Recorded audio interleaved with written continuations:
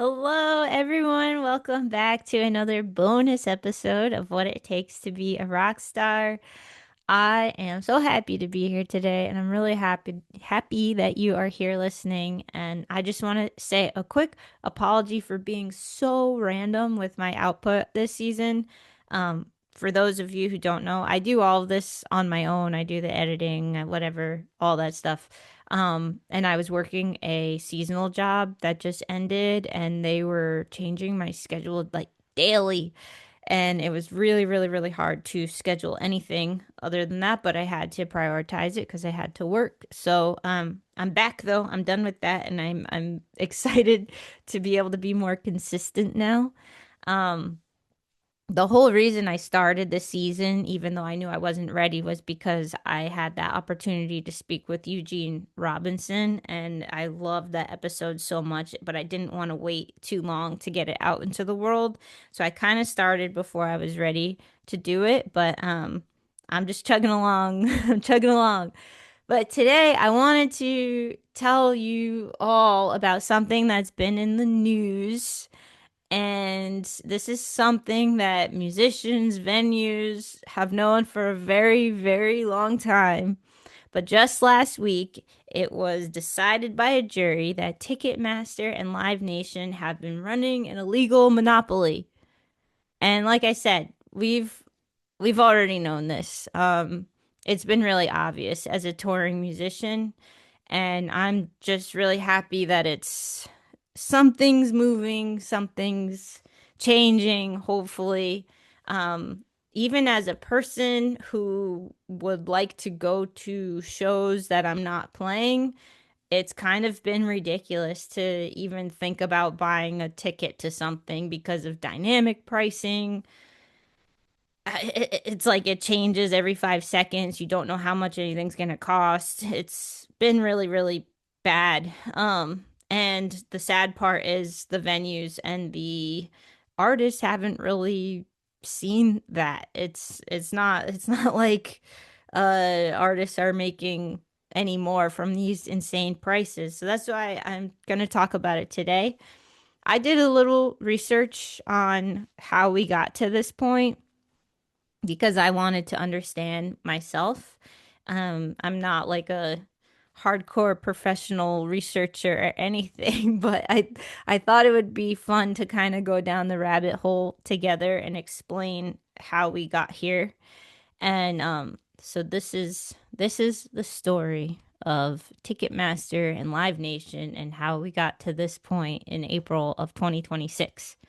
So, Ticketmaster started in 1976, and they were chugging along until 1994. Pearl Jam made a complaint against Ticketmaster. They made a complaint in 1994 saying that they had all this control over venues and over ticket fees, and they attempted to tour non-Ticketmaster venues, and they failed at it in 1994. All right. So this has been a long, long, long, long time coming. Then Live Nation began in 1996. They were called SFX Entertainment at the time, and they were a promotion company, and they were sold to Clear Channel, and that's when their name changed to Live Nation. In 2010, Live Nation and Ticketmaster merged to create Live Nation Entertainment. And this merge was approved by other countries and by the Department of Justice with certain stipulations. They had to get rid of something. Hold on. They had to sell ownership of its self-ticketing company, and they had to license its software to an entertainment group, which would allow it to compete head to head with Ticketmaster for business. So those were the stipulations. And then Live Nation Entertainment was placed under a 10-year court order prohibiting it from retaliating against venues that choose to accept competing ticket contracts. Okay, so that's when this merger happened. All right. So after that, we're chugging along. From a musician standpoint, things start to become more and more noticeable over time, specifically the last few years. It's like more and more I'd show up at a venue and it was like, oh, this is a Live Nation venue and this is a Live Nation show. And the way that you know is you're automatically connected to the Wi-Fi because the Wi-Fi password is the same. So whether you're in Georgia or North Carolina or California, if you're in a Live Nation venue, you just automatically connect to the artist Wi-Fi immediately, which you're like, oh, sweet, whatever. And also uh for my band Francie Moon played a Live Nation show in 2023 opening for Yard Act, and I got an extra $1,500 for that show, which is like pretty high for Francie Moon. And that was because Live Nation and Willie Nelson did a little like back on the road promotional thing where they just were giving bands who played Live Nation shows money just to help them along. But I also think it was kind of like a PR move to make them look good because they knew they were being bad. So that's how I knew. And the more and more, venues I've been playing the last like 4 or 5 years, the more and more I'm attached to this Wi-Fi. The more and more you talk to someone at a venue who's like, we're trying so hard to not become a Live Nation venue, or yeah, we're a Live Nation venue now because we had to do it. We had to we couldn't keep the lights on. We couldn't keep the doors open unless we did it. So that's where this whole swallowing the competition thing comes in. Anyway, 2022, a big controversy happens with Taylor Swift, um, Eras Tour. So people had a really hard time getting tickets to this tour. The site was crashing. There was like pre-sale stuff. It was a mess. There were people buying tickets and immediately selling them for like thousands of dollars more on the site. Like just a mess. And this ultimately led to a 2024 antitrust lawsuit by the Department of Justice and 40 states in the US did this lawsuit against Ticketmaster and Live Nation. And that trial began on March 2nd, 2026. However, also in the news recently have been these um, text messages that have come out of Live Nation employees bragging, literally bragging about price gouging guests, how stupid they are to pay these prices. It really, really, really pissed me off. Like really pissed me off. And so that trial started March 2nd, 2026, causing the a $280 million settlement. And but so that was between the Department of Justice and 6 states, but 33 states decided no, we're going to continue on with a trial.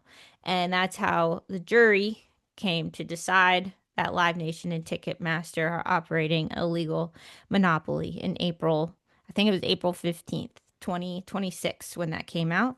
And also now the Federal Trade Commission is also filing a lawsuit, I think, against them saying that they've been scooping off the top. Surprise, surprise. Like, that's what I'm saying. It's like, we've known this. The artists have known this. The venues have known this.